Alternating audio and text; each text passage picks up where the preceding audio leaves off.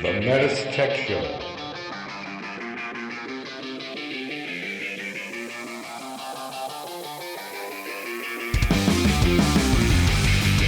Welcome to the METUS Tech Show, a show for HVAC professionals by HVAC professionals. The METUS Tech Show.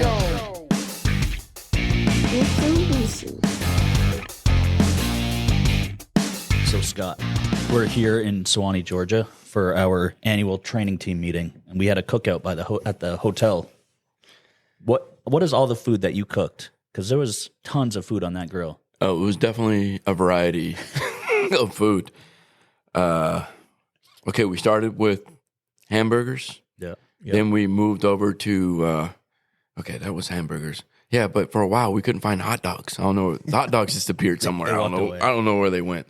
Then we did some, that's right, we did some pork belly for one year. I think the second batch was better, right? Oh, yeah, absolutely. Yeah, that's what I thought too. And then we went into Lowell. He made some chicken wings. Yeah. They're actually pretty good. The lemon ones that he made some Cajun ones and some lemon pepper ones, but the lemon ones, they were on point. Yep. Then we cooked a pork loin. Oh, that was delicious. Right? That was good. And the steak tips. Yeah, that's right. That was Steve made some steak tips. 2 batches. One, a marinade that we picked a random marinade at the store. The other one was the Japanese barbecue, which, dude, I put that on everything. Mm-hmm. Yep. When I'm cooking at the house. Then at the last cook that we did, it was also my favorite was tri-tip. The tri-tip was the best. Yeah. It was so good. Yeah, man. Then we, and of course, with Wanda, the biggest salmon I ever seen on the grill. That thing was huge. Did you guys try the salmon? I did. Was it good? It was all right. I'm not a big salmon fan. I'm not anyway. either, so I was just curious on how it was. I didn't. I just focused on the red meat. No, the red meat. Yeah. Pork is And the white pork meat, loin. I was gonna say. Right. And the pork loin. And then kebabs, right? I did have one of those. You have a kebab, chicken and steak kebabs. I had the steak one. Yeah.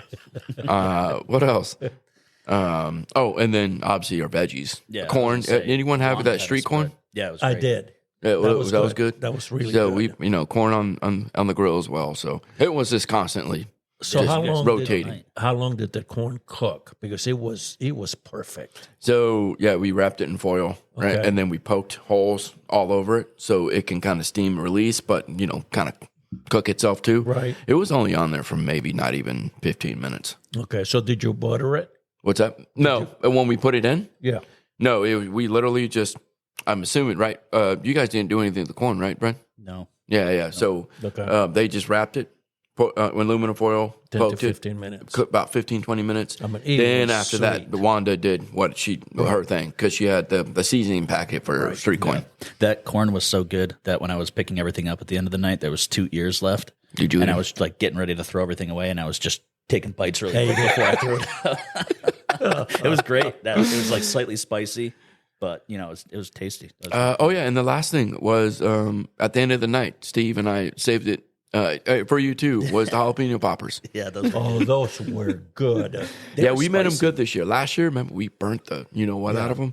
But this year, new grill, thank goodness, we wouldn't survive with the old grill. We cooked them on top, so they just didn't. They literally sat for hours on there, and it Didn't overcook. It didn't overcook. Yeah. Yeah. Remember last year we couldn't even get the grill going? Dude, I don't want to get started forever. with that. that Trying to was figure out how to get bad. it going. We almost just We had said maintenance out. we were literally people were on the way to go get a grill. Yeah. Like, all right, we're gonna make this work. We had all this meat ready to burn and no fire. Yeah. Yeah. But it's funny compared to. We bought a lot of meat this year. Yeah.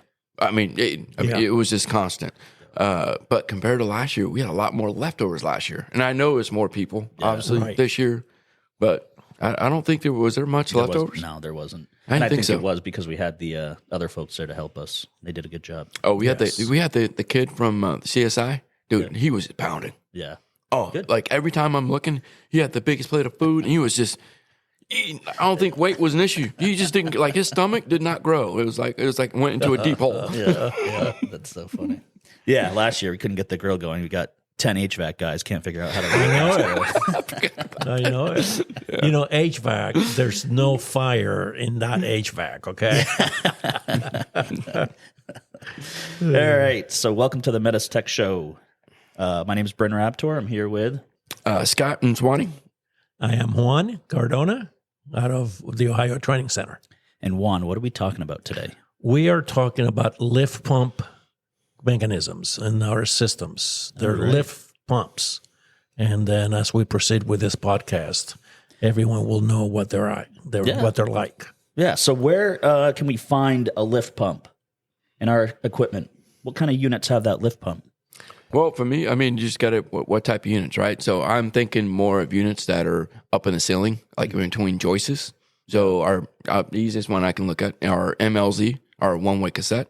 You know, that would have consider probably our most popular is our four-way cassettes, four-ways, stuff like that. Yeah. So typically you'll find them on our one-ways, our four-ways, and our ceiling concealed ducted units. Those are the three units typically that are going to have that lift pump. And again, like Scott said, because we're either recessing that into the ceiling or it's actually concealed in the ceiling. Right. It can be tough to get gravity drainage with those three units. Even though one of them does have a gravity drain. Yep, as an option. Yes. Yeah. But because of the fact that just the nature of where it gets installed, typically sometimes we need to help get some lift on that condensate so we can gravity drain. Yeah. And I think that can be a misconception when we talk about lift pumps in classes. People think of it like a condensate pump. Where a condensate pump, we're taking gravity drain into a pump, and then that pump is going to have a float in it with a reservoir. Once that reservoir fills, the float will close, telling that pump to come on and eject all the water. Yes. It's not the way this works. Nope. So, Scott, why don't you tell us how the lift pump actually works? Okay, so a lot of people for our lift pumps, they are, as what you just said, right? Water can go in the reservoir, kind of you said, and then when it hits that certain limit, the pump turns on, correct? Yep. Well, in our lift pumps, it doesn't work that way. They're constantly on in cooling or dry mode. Right. Right. It is literally on 24/7. So that's how that works. So for me, let's ask the question before we get started with the lift pumps. Sure. Because obviously there's limitations, right? You can't just pipe it in, call it a day. Right. I get that a lot. Oh, we can just pipe it in, and I'm still having drainage issues and whatnot. What people have to realize, it's in the name lift pump, right? We're literally pushing water up and then pushing water over, right, into whatever it needs to go to. So so before we do that, let's talk about dimensions, right? Because each model, model specific, you have to look in the manual. Will tell you how much there's an A and B section.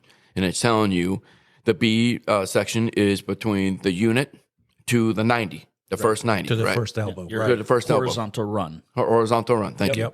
Right? That is going to be your B measurement. Right? And then your next measurement is from some examples will tell you from actually the ceiling or from the bottom of the unit. So you have to be careful. Again, it's going to be model specific when you do. Right. And it's that measurement, it's going to on the A, right, from the bottom of the ceiling or the unit, depending on what it is, to the next horizontal. Yes. It's going to be your vertical. Vertical. Right. Yep. I always ask this, why do we have those? Why are we have specific measurements for that, for A and B? Yeah. And I do the same thing. And a lot of folks, their assumption is it's a bigger pump. It's a bigger lift mechanism. It's able to throw more water because that pump is larger. In reality, that's not the case. No. Right? So the lift pump is the same. And we've made some changes as they've updated models. They've switched the type of voltage that they use, but ultimately the pump has the same power. That measurement that we have to pay attention to is due to the fact that every unit has a different size drain pan. Yes. Yes. And when our pump is running in cooling and dry mode, it's constantly running and throwing any of that water that accumulates in the pan up and out to your PVC so you can gravity drain out. What happens if that pump fails? If the pump fails or if we exceed those pump up limits. So if we exceed our B measurement or our horizontal distance from the pump itself and then our vertical distance, when that unit comes out or the pump fails, all that water that's in that pipe is going to flow backfill right into bam. Yep. And so the issue obviously arises, what do we do with the excess water from that drain pan? It's going to overflow the drain pan. Right, exactly. So it's going to overflow our drain pan, and then we have water in the conditioned space, which is what we don't want. So, and of the two measurements, I mean, they're both important. One is not more important than the other. No. So you've got to abide by both. And the manual, the installation manual, is very specific as to what those measurements are. Yep. Yeah, sometimes I get questions in my class after the vertical measurement, right? You know that he goes, okay, once I'm after that 90, the vertical, can I put a pump downstream? Yeah, absolutely, you can. Sure. Another one I asked, well, can I put in after that like a trap to kind of hold the water force that way? Yes, you can. After our pump and our pump up limits and anything past that, yes, do what you. So that's what I told. I get that quite a bit sometimes. Yeah. So if you're utilizing lift pump, we recommend using PVC. Yes. You're going to essentially, again, we're just using that lift pump to get a little bit of height for gravity drain. That's all it is. So you got to get out of your head. Condensate pumps, they have that vinyl hosing that we're going to run outside, and it's a pump that's pushing all that water out. That's not the design of this thing. No. Now, however, like Scott, you just said, if I run that PVC after my lift pump into a condensate, I can do that all day. Maybe I'm going to bring a couple different units into a single condensate. Right. Now I can use that to eject the water outside. But with that lift pump, it's not designed to eject all the water in that pan. Now, we do have some safeties, right? We do have some ways to prevent the system from overflowing with water. So the more common one that we talk about is CN4F, which we probably talked about on a million podcasts.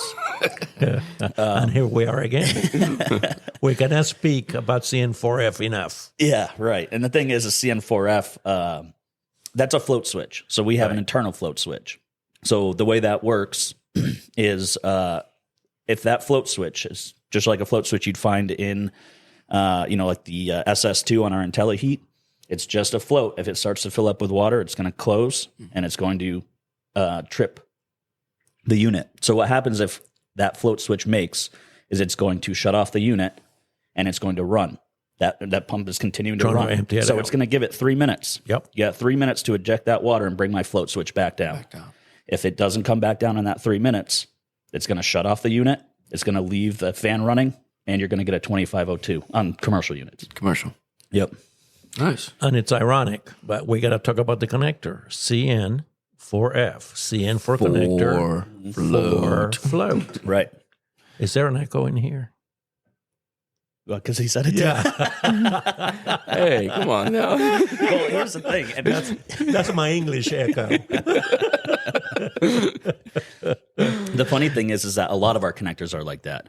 Like on our P-Series, we have CMMNT. Yep. Connector for maintenance tool. Yep. Right. So we do have some connectors that kind of match the nomenclature of what we're connecting to it. So for CN4F, if you're again say talking of what's the air handler for City Multi-Site, let's talk about that. If you're replacing the switch, the pump, and you want to make sure it's running, right? The best thing if you on the board the SWE. Put that on, which that does puts the air handler in high speed, but also turns on the pump. Right. Yep. So it's a good way of testing it. So I always like to mention that. So some of our units have that CN4F connector, and like I said, that's a float switch, sits inside the drain pan. Sometimes you'll have that connector be a 4-pin connector, where 2 are connected to our float switch in the pan, and then you get a jumper on pins 3 and 4, which is just a normally closed contact. This is where your auxiliary drain or float switches may come in. So I always tell contractors, let's say you have a horizontal multi-position air handler. You can use that CN4F in order to put in an auxiliary drain pan with a wet switch. Yes. Now, typically wet switches are 24 volt powered. So you may have to put a transformer in to power that, but you can use the normally closed contacts off that wet switch, cut open CN4F jumper, wire them together. And now if that wet switch gets wet, it's going to shut our unit down and give us an error code. Yep. Yeah. Now what error will it show? It's 2502 for commercial, and then it's P5, I believe, for residential. Yes. Yep. Yep. And you got to be careful, especially on the ceiling concealed, because we get a lot of calls on that unit when they're installed upside down. Believe it or not. And here we are. We've mentioned this in several podcasts, but it's something that continually happens. Yep. And that is because the unit comes mounted on a skid upside down. So when installers don't read the manual, they say, that's how they go in. Yep. And so the float is immediately engaged, and you get that error immediately without the system even running. Now, do you guys have the TSA calls that you play in class? Absolutely. one of the things I mentioned when that unit got installed upside down in that TSA call is you listen to Jorge, who's handling that Yes. TSA It's amazing. call. He says, I get this all the time. That's Yes. why I asked. That's how frequently it happens. Yep. Is our TSA is, as soon as they hear P5 on a ceiling concealed ducted, new install, They're like, oh, like, where's the blue port? Where's the black port? Yes. Blue port should always be on top, black on the bottom. Black is your gravity drain, blue is our lift pump. And that's the differentiation. Whereas the blue port is almost like a clear plastic. Yep. Where the horizontal drain is a different connector. Yep, and I got to be careful with gravity drain too, because we have two ports, and sometimes people may one's your primary and the other one's your secondary. Yep. So if you tie in your primary to your secondary port, you're back where you started. Yes. Yep. So you have to be careful there. That, believe it or not, I just found that out not that long ago. I thought it was just either side, but then I looked at it and I was like, well, One is kinda higher than the other. So, Yes. Yeah, Yeah. And that's why Scott said, one is primary. Yep. Yeah. You And gotta that's make the sure you're lower using the one. primary. yeah. Yep. So that's CN4F, but we also have some units that have CN31. So what's the CN31 connector? That would be a drain sensor. It's a switch, in essentially. So that's basically drain sensor operates differently from the float switch, but reality it's a drain sensor that engages right for every 30 seconds, 60 seconds, something like that. So essentially, this thing is a thermistor. Yeah, that's what I was. So it self-heats is what they call it. Essentially, what it's looking for is a difference in that temperature. So every 90 seconds, it's going to run for 30. Oh, okay. And in that 30 seconds, all it's doing is looking for a temp difference. A change. Yep. And that temp difference is going to signify, hey, I'm in water. I'm in water. cold water Yep. right now. And so it's going to, if it detects that temperature difference in that 90 seconds, it's going to wait another 90 seconds and check again. Right? Remember, our lift pump is always running. It's always running. So it should be ejecting that water. If it doesn't, Hopefully. it should be. Yeah. If it doesn't, that's when we're going to do the same thing that the CN4F does. It's going to shut down the unit, keep the fan running, and you're going to get a 2503. 03, yes. 03 with the CN31. Yeah. So, Yeah, just notice anything in the 2000s is going to be a water fault. yeah, exactly. Yeah. Yep. And then another thing that is kind of useful to mention is with our new HVRF product, there's a process during startup where you have to do debris removal and air elimination. Yes. And I found this out the hard way because I hadn't had anything. No, not you. So I didn't have anything hooked up for drainage on my lift pump. And when you're doing the debris removal and the air elimination, there's little bleeders because these are hydronic indoor coils. Yeah, exactly. So you have to open bleeders during that process for that air to have somewhere to go. So I cracked them a little bit. Yep. And I was thinking in my head, well, where's this water going to go? If I have these bleeders cracked, that water has to go somewhere. When you do debris removal and air elimination during startup, those pumps run. So those lift pumps will run during that process because you are Right. You open your bleeder, it's a You're- hydronic yes. coil, so there's some water. Oh, there's flowing water. into that Exactly. pan. Oh, yeah. And so what happened to me was I didn't have anything hooked up to my lift pump. Oh, and no. So water is all over I'm the sitting. place. I'm sitting down waiting for the debris removal to finish, and all of a sudden I have water. I say pouring you down have my water head. getting on You you. got a shower. Yeah. So I look up, and of course, out of the lift pump, there's water coming out. So And here we go. Mitsubishi makes a shower. Oh, that's good. So just I thought that was interesting, and I mean, I foresee contractors having that same question, No doubt. right? Because that hybrid VRF is going to probably pick up in popularity once we make our transition. So it was the first question I had, and the only way I found out was to get rained on. Right. So And you'll never now you forget know, it. I save you the trouble. Thank by you. screwing it up the first Thank time. you. All right. Do we have anything else you want to add about lift pumps? No. I don't. I think we've covered it pretty well. Yeah, I agree. So that's the lift pumps. Obviously, if you want more information on them, come to class, right? Yeah, and listeners out there, send us an email. If you have any questions, we'll be Yes. happy to get back with you guys. Give us ideas on what you want to hear. Yeah, exactly. Yeah. We should, we should have a podcast where we have listeners send us all the questions and we just sit and just answer the Read questions. the questions and then give them. Yeah, the that'd be a answers. good- That's that'd be a good- idea. Yeah, Scott, I was actually going to mention that to you because we got a couple emails on our METUS Tech Show Yeah. that I think you'd be able to help answer. Okay. So Yes. we're going to have to do one of these days where we sit down and kind of address a couple of those questions. Yeah, we should do that. good. Okay. But yeah, obviously come to training, MitsubishiComfort.com. We just updated the website, so it's actually a lot easier to get to now. Yes. Go to Less clicks. MitsubishiComfort.com for pros. Scroll down to find your contractor portal. You can see our entire schedule. You can create a contractor portal login for yourself. That's where all of our e-learnings are. So it's a great resource. But yeah, I think that's it. Yeah. You did pretty good. Yeah. So anyone you get the eat the dessert last night? I a slice. had red velvet. Was that good? I only had the chocolate and it was delicious. Of course, you got the red velvet. I love Only Juan, velvet. Mr. Juan that we know, will eat the red That was velvet. good. That Was it? was good. Yes. You're the only one besides Robert who's really about the desserts. Yeah. Actually, my favorite is German chocolate. Yeah. No, I'm out. But the coconut. Yeah, I'm out. Oh Coconut. my goodness. I just, You don't like coconut? I do, but not to that form. I So think as I get older, I realize because I had like an almond joy yes. last year around Halloween, and I'm like, these things are awesome. Yes. I've been sleeping No. on almond joy forever. So every morning this week, I've had oats. Yep. And I put at least 6 spoonfuls of the coconut. shredded coconut. I just love it. Well, so people are. I love how this conversation is going with coconut now. But You think it has to do with me being in an island? well, a lot of people on the coconut kick, like they'll drink the coconut drinks, whatever. Coconut water. That tastes like dirt. Oh no. But if you, I love the coconut pineapple one. Okay. The drink, I will pound that just because the it's pineapple has full more of of the sugar. flavor. Yeah, exactly. Full of sugar. Yeah. Yeah. I don't like coconut except for coconut drinks. Oh man, we used to break the coconuts and you take a spoon and just peel that white meat off that shell. Yeah. And just eat it. Yeah. The only thing about coconut though, you have to chew it well, because if you swallow it in big chunks, it's hard to digest Really? and it'll be painful.